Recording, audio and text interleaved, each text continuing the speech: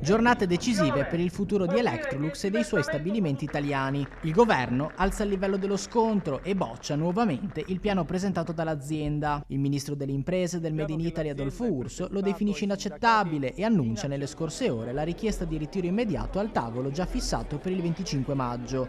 L'obiettivo è chiaro: aprire un confronto concreto e arrivare a un nuovo piano industriale condiviso senza licenziamenti collettivi.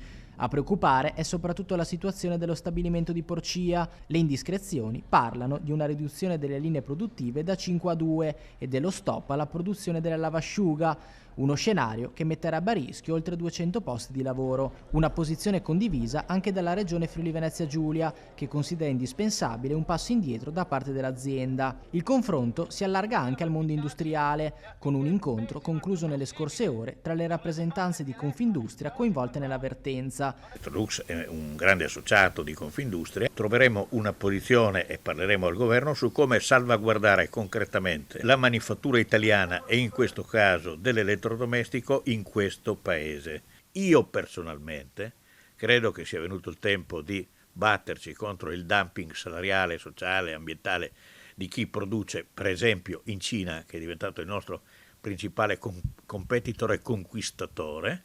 Ecco, noi però lasciamo aperti i portoni inermi di fronte a questa competizione sleale, per cui io credo che prima o poi questa Europa dovrà decidere di mettere dazi selettivi rispetto a produzioni che vengono da fuori dai confini dell'Europa. Nel frattempo, sul territorio cresce la mobilitazione. Mercoledì alle 9, nuovo sciopero davanti ai cancelli dello stabilimento di Porcia, con l'invito esteso anche ai sindaci del Pordenonese. Giovedì, invece, alle 18:30, il sindaco Sartini ha convocato un confronto istituzionale con tutti i 51 comuni nella sala consigliare Lino Zanussi. Tutto porta poi al 25 maggio, quando a Roma si giocherà una partita decisiva. Attorno al tavolo del Ministero si capirà se l'azienda sarà pronta a cambiare rotta o se lo scontro entrerà in una fase ancora più dura, con il futuro di oltre 1700 lavoratori in Italia appesi a quella trattativa.